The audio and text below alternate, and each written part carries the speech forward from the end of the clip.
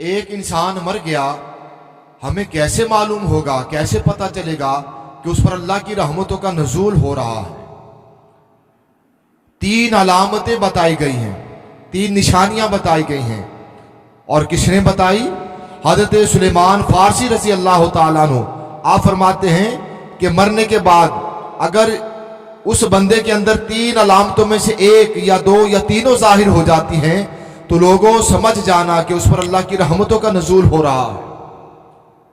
وہ کون سی 3 علامتیں ہیں؟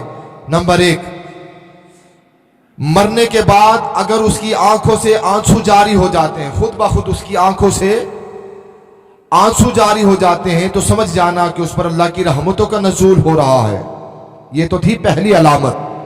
دوسری نشانی کیا ہے کہ جس سے ہمیں پتہ چلے کہ اس پر اللہ کی رحمتوں کا نزول ہو رہا ہے؟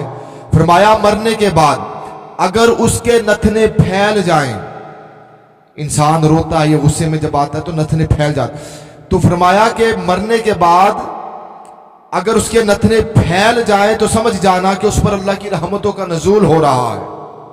یہ تو تھی دوسری نشانی، دوسری علامت۔ اب تیسری علامت سنیے۔ فرمایا مرنے کے بعد اگر اس کی پیشانی پر پسینہ آ جائے، اس کی پیشانی پر پسینہ آ جائے تو سمجھ جانا کہ مرنے والے پر اللہ کی رحمتوں کا نزول ہو رہا ہے۔ اب حضرات محترم، آنکھوں میں آنسو آئیں گے کیسے؟ نتھلے پھیلیں گے کیسے؟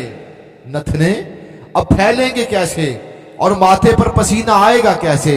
اس کا ایک ہی طریقہ ہے، ایک ہی حل ہے کہ ہمیں ہر وقت اللہ سے ڈرتے رہنے کی ضرورت ہے۔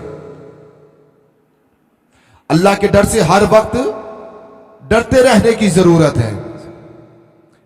اللہ کا ڈر ہوگا تو انشاءاللہ یہ تینوں علامتیں ظاہر ہو جائیں گی۔ دیکھیں نا، بیوی ناراض ہو جائے تو روتے ہیں،